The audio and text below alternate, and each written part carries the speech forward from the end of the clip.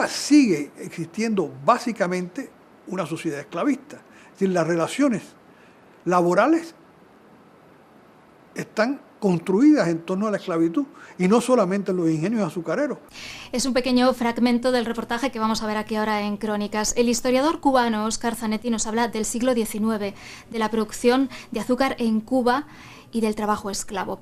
Porque hubo unos años no muy lejanos en los que muchos afirmaban que sin esclavos no era posible cortar caña y producir azúcar. A Cuba también llegaron en el siglo XIX españoles dispuestos a trabajar. Algunos se enriquecieron, otros prosperaron. Otros, a veces olvidados, entraron a formar parte de aquel gran negocio del trabajo esclavo.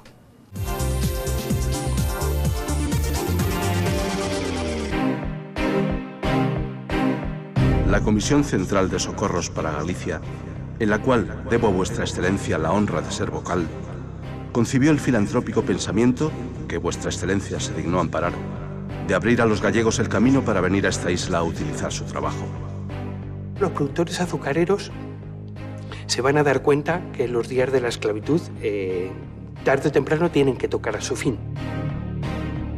De todos modos, y partiendo de que los hombres que han de venir serán los mismos que van a cultivar las riberas del Pisuerga, del Duero y del Tajo, indudablemente tienen menos que temer en este país que en las viñas de Portugal o en los trigos de Castilla. Cuando desembarcan estos gallegos en La Habana, pues hacen un paseo, ¿no? Tienen como un desfile donde son aclamados también por la población, ¿no? Su viaje será cómodo, su recibimiento bien dispuesto, y pasarán inmediatamente al campo.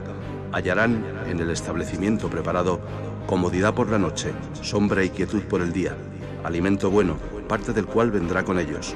El patrón en la isla es siempre esencialmente un amo y está acostumbrado a relacionarse con sus trabajadores en condición de amo y siervo.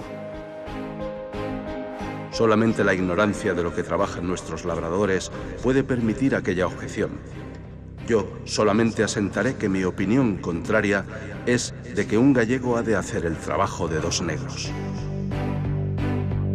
Sí, mujer, un esclavo ojiazul. ¿Un esclavo ojiazul? ¿Pero qué me estás diciendo? Ah, pero tú no sabes que hubo gallegos esclavos en Cuba. Si aún quedaban por los palenques cuando llegó la revolución. Si todo se pesa bien, forzoso será confesar que un hombre que, como por acá decimos, es de primera y que por todo no saldrá costando mucho más de 8 pesos al mes, nos proporciona un provecho doble.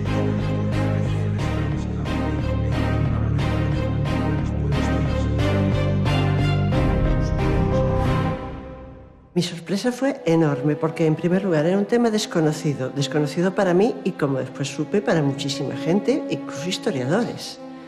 Era un tema totalmente asombroso porque gallegos esclavos en 1854 en Cuba, y, en tercer lugar, era un tema totalmente silenciado. Buceando por internet me encuentro con una web que se llama Genealogía. Y ahí me encuentro las expediciones de Urbano Feijoo escaneadas y colgadas.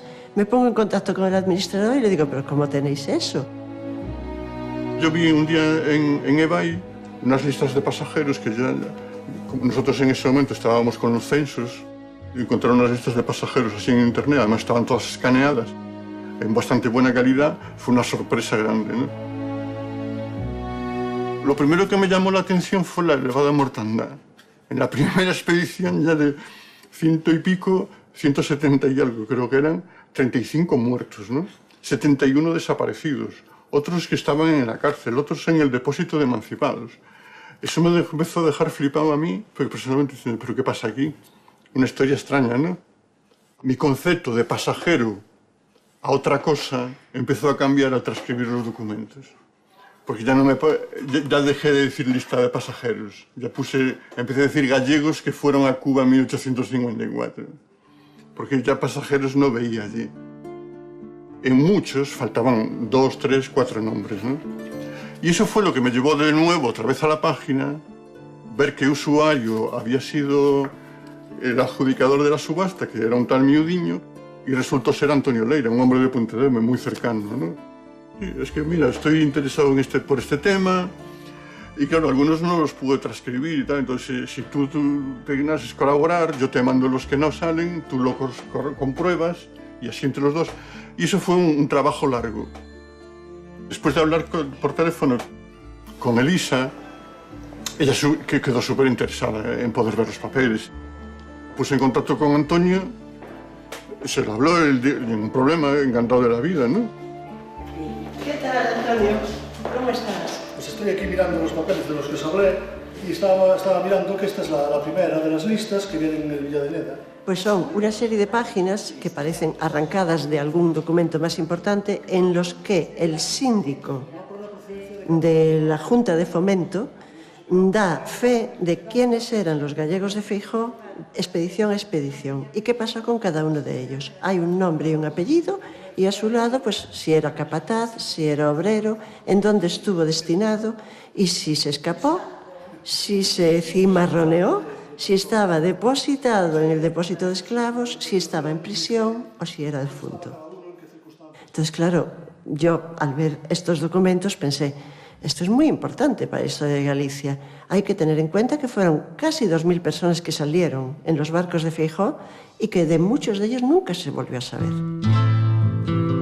A primeros de 1854 salen los primeros remesas de gallegos para La Habana, llegan en el mes de marzo y paralelamente a la espera de esta remesa, en el Diario de La Habana aparecen noticias publicadas por el capitán general de la isla y dice que la expedición estaba formada jóvenes con muy cortas excepciones de hermosa presencia y amable compostura, uniformados para los trabajos de campo, que estaban organizados en pelotones de 25 con su correspondiente capataz, cada uno formado por un cuadro sumamente agradable que realzaba la alegre y marcial música del país.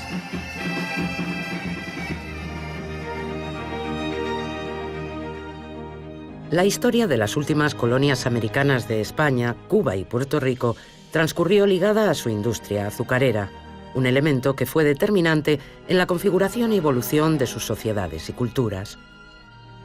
A mediados del siglo XIX, Cuba, la Gran Antilla, se convierte en la primera productora de azúcar del mundo. Azúcar de caña, llevada por los conquistadores desde Europa, a donde a su vez había llegado de Oriente.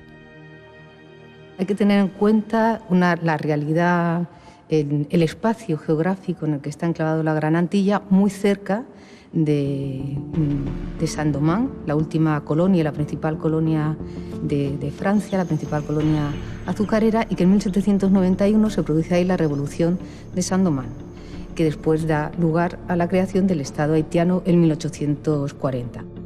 Y como la principal colonia azucarera que surtía al mercado internacional de este producto del azúcar, cae estrepitosamente, cae esta producción azucarera, y Cuba aprovecha este espacio para empezar a despuntar en el mundo azucarero.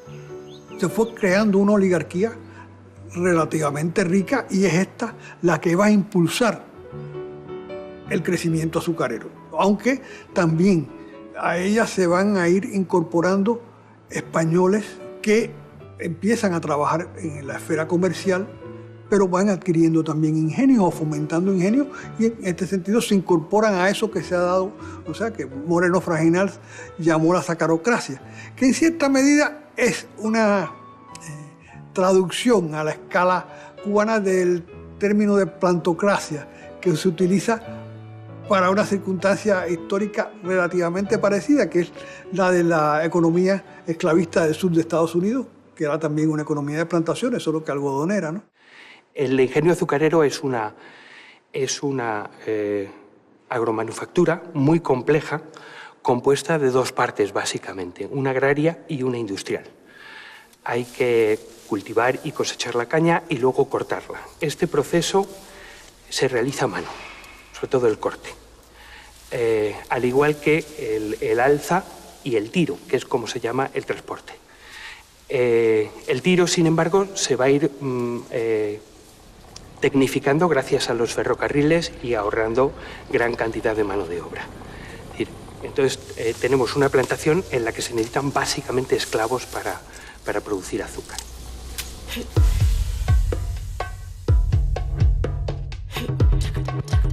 Hasta el siglo XIX, Cuba era una isla muy poco poblada, pero su nueva posición en el mercado azucarero cambió las cosas.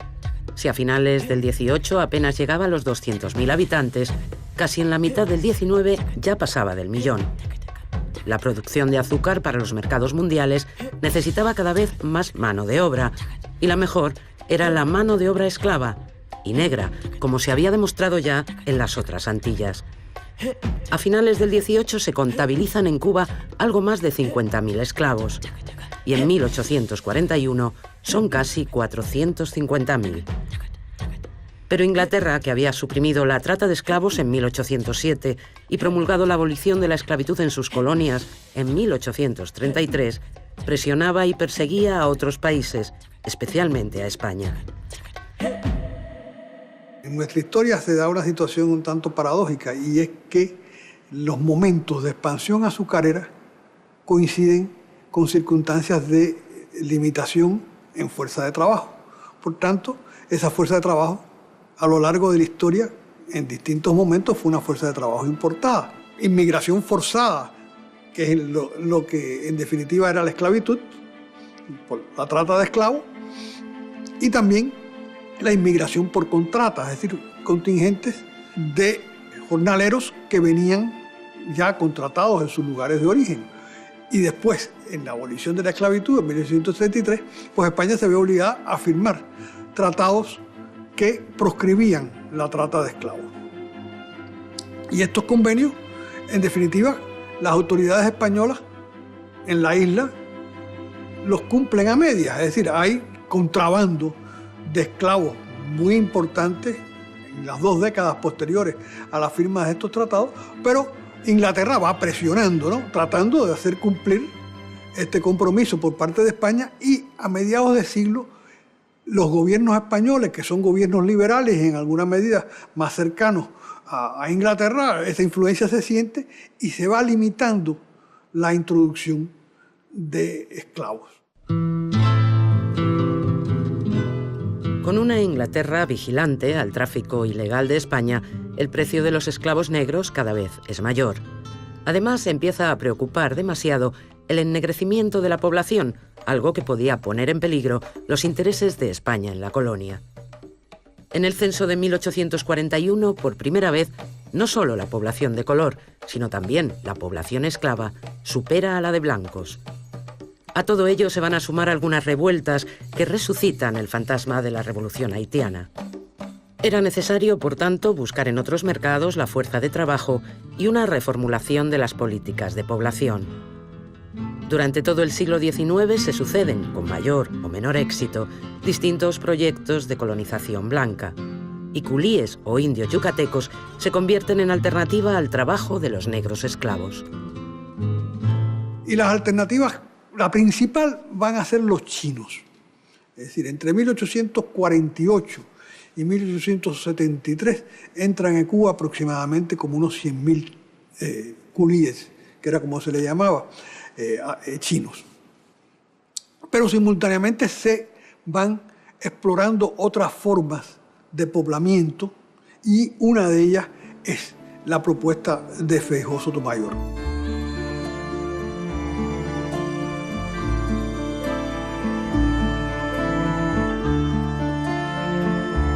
Galicia, unas 2/3 partes de su población eran a principios del XIX labradores y generalmente pobres.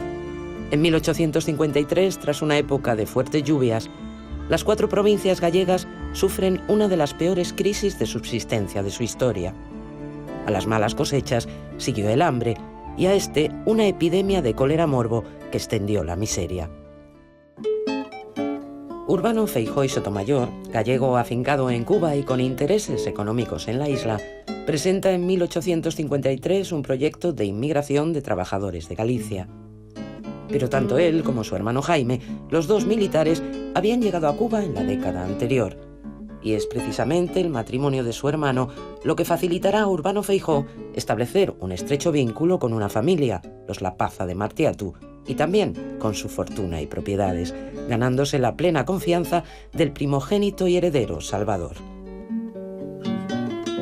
3 ingenios, 2 de ellos de alta producción, el Arratia y el Achurri. Tiene 3 cafetales, tiene potreros, o sea, una riqueza inmensa, joyas, alhajas, todo eso aparece en su testamento. Él se vincula mucho a Salvador, lo utiliza, lo manipula y este le entrega por 6 años la explotación de sus ingenios a un precio irrisorio, 12.000 pesos al año, que era lo que valían 24 esclavos. Y por 6 años él tiene esos ingenios. Pero él tiene muy buenas relaciones personales, muy buenas relaciones humanas, se hace aparecer la persona muy importante, es muy atendido en todos los medios, pero administrativamente es un desastre. Y lleva a todos esos negocios a la ruina.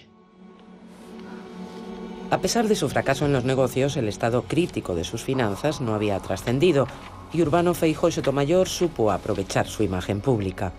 En 1853 presenta su plan de salvación para Galicia, un plan preciso con el que pretende, durante 15 años, dotar de manos gallegas a las tierras cubanas. Según el propio Feijóo, su compañía patriótico-mercantil persigue 2 objetivos: socorrer a los desgraciados gallegos y contribuir a la agricultura y aumento de la población blanca de Cuba. 200.000 gallegos que emigran todos los años a Portugal y provincias meridionales y del centro de España en solicitud de trabajo, sin contar las emigraciones también considerables que de Asturias y más provincias del norte tienen lugar, son materia a propósito para surtir de brazos baratos esta isla y a nuestro gobierno de gente leal. En Cuba, desde 1812, se había creado una comisión de población blanca que rápidamente cambió su nombre en 1818, pero tenía las mismas funciones, que se llamaba Junta de Población Blanca. Y a través de ella, tanto los hacendados como particulares, como empresarios navieros, presentaban a la Sociedad Económica de Amigos del País y al Gobierno de Cuba y al Gobierno de España, presentaban proyectos para la colonización blanca, que van a empezar a crearse núcleos poblacionales, colonias agrícolas, tanto en las costas de Cuba como en el interior. En las zonas costeras de la isla, con una forma de habitar aquellos puntos por donde entraban los corsarios, los piratas y por donde se hacía el contrabando, un contrabando que mermaba mucho las arcas del Estado. Algunos proyectos desde luego no funcionaron, otros sí funcionaron, puesto que ahí están las colonias Reina Amalia, Cienfuegos. Tema entre nosotros antiguo es el de si conviene o no recargar con más esclavos de África nuestra sociedad. Asegurar podemos que nuestra situación, por lo que a equilibrio de razas concierne, es la más ventajosa de las Antillas, si exceptuamos a Puerto Rico. Nada que temer aparece de una proporción que es casi de 100%. Mas, a pesar de esta hermosa perspectiva, ¿no es cierto que será siempre una alta imprudencia el abandonar ni en lo más leve tal ventaja? Cuando los enemigos exteriores llegan a hostilizarnos, todos nuestros temores, toda nuestra debilidad se refieren a la raza negra. Porque lo que se quiere es un blanqueamiento tanto desde el punto de vista étnico, pero también desde el punto de vista cultural. Haití siempre está de trasfondo a lo largo del siglo XIX. Todas las imágenes que se propagaron del miedo, del terror, de las violaciones, de los incendios a raíz de la revolución de Saint-Domingue y después con el gobierno haitiano, cruzan el Caribe, están muy presentes en la isla y lo que van a hacer los gobiernos y las élites es manipular ese miedo al negro.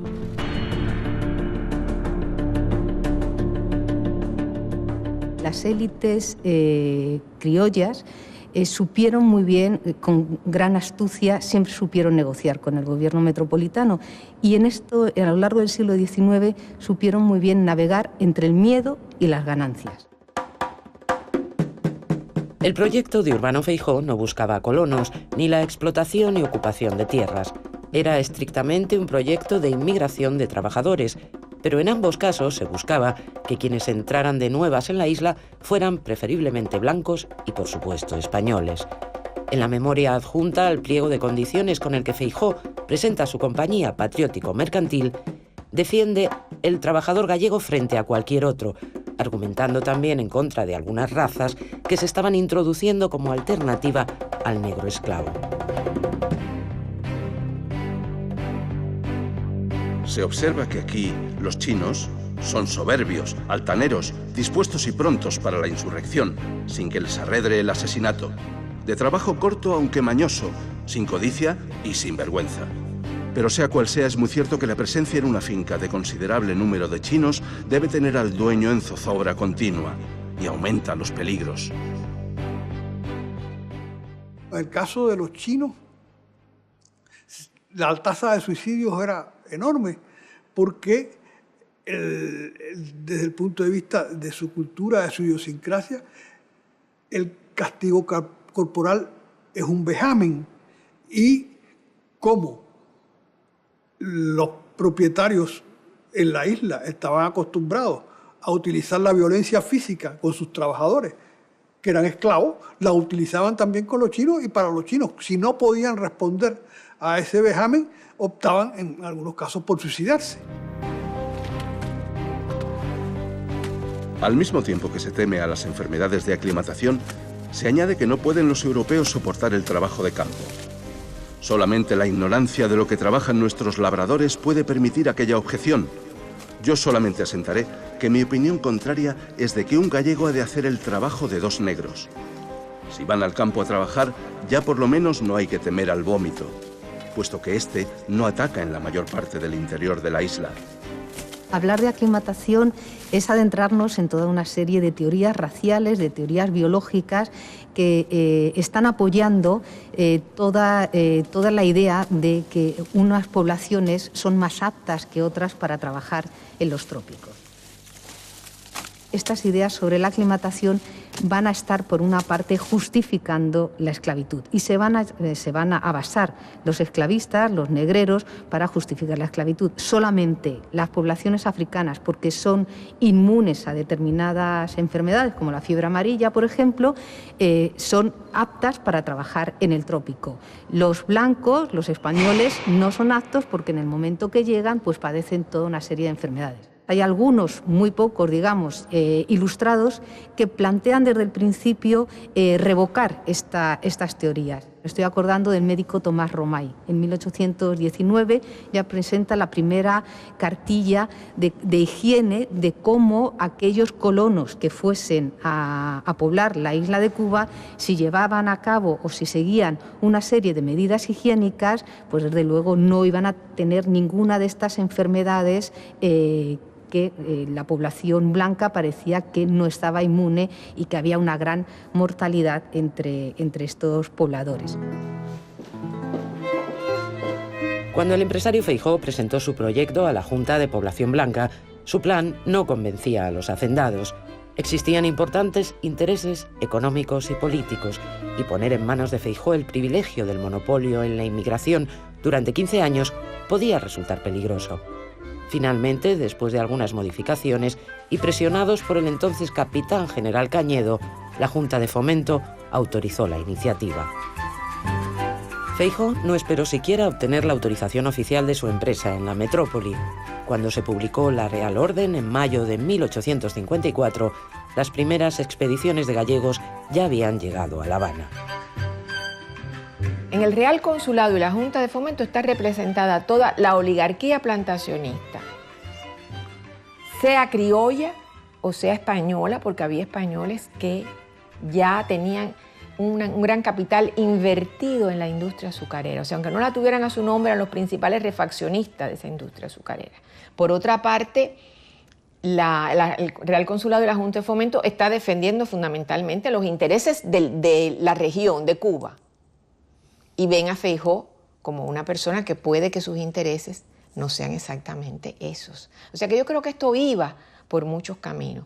Pero el principal problema era el del privilegio de una inmigración durante 15 años que él iba a controlarla toda y que los dejaba ahí al margen de lo que se pudiera hacer, y todo esto respaldado por el capitán general, porque él hizo ver que esta era la idea del capitán. Al final, de haber sido el que crea la idea, el que piensa en cómo hacerla, al final casi que responsabiliza al capitán general con que el privilegio es una cosa muy importante para la metrópoli, y es la idea del capitán general. La inmigración es una forma de acumulación de capital muy importante para la gente que la controla. Entonces aquí vemos a cantidad de empresarios, gente de lo más dinámica que puede ser en ese momento, gente ligada a banca o que está ligada a actividades muy distintas, bueno, que están incrementando su patrimonio de una manera muy considerable por la migración. El primer periódico, vamos, el primero y el que se mantiene, el decano de la prensa, que es Faro de Vigo, está muy ligado a los intereses de la inmigración. Nació en el año 53 precisamente, ¿no? Quiero decir que la migración es un negocio impresionante.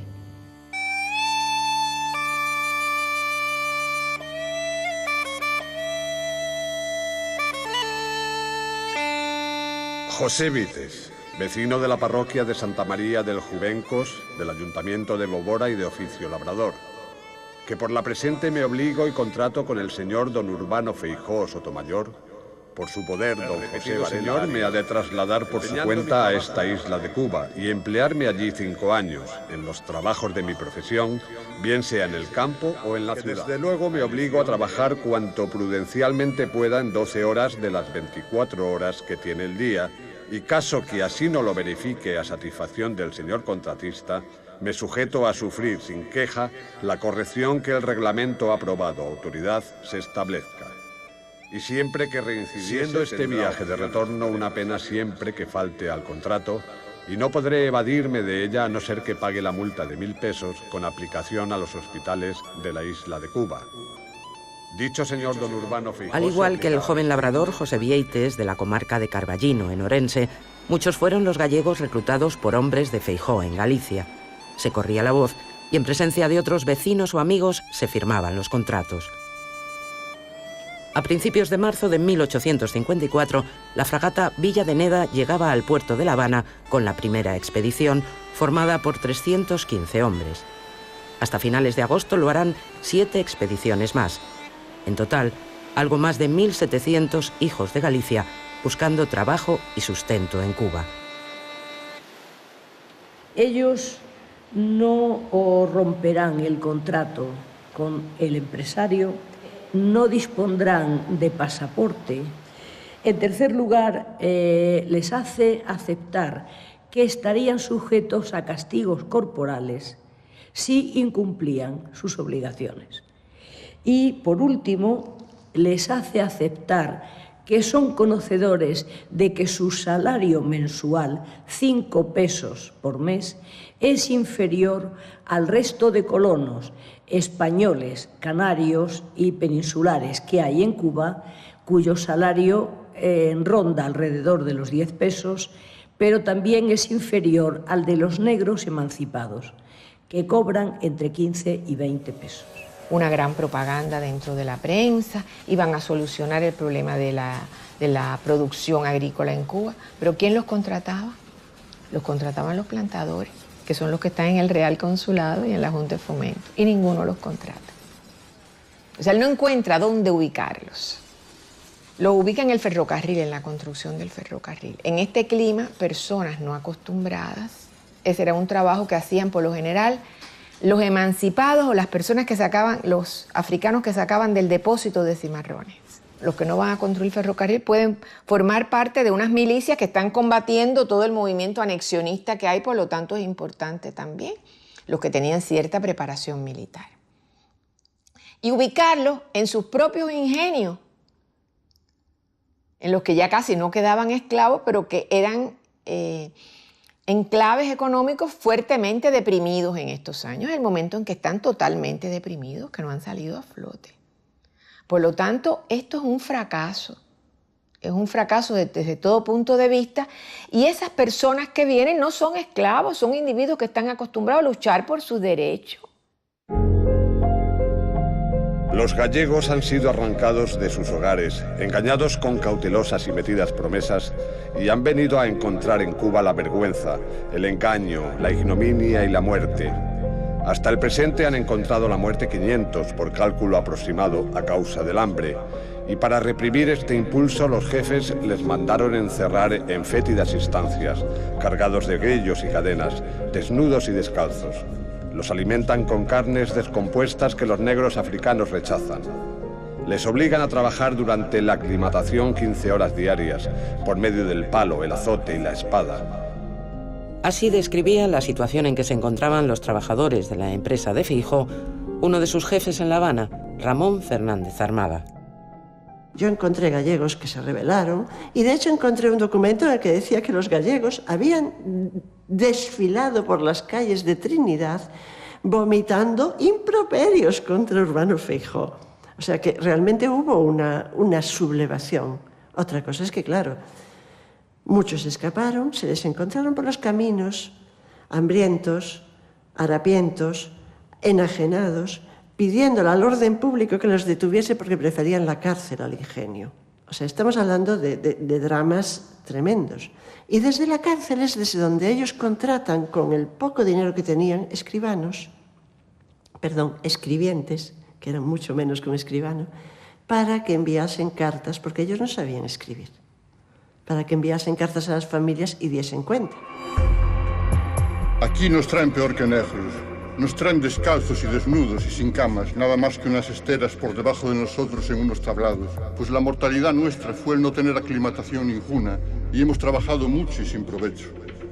Matan a la gente con palos y los ponen en el tronco y cepo de campaña.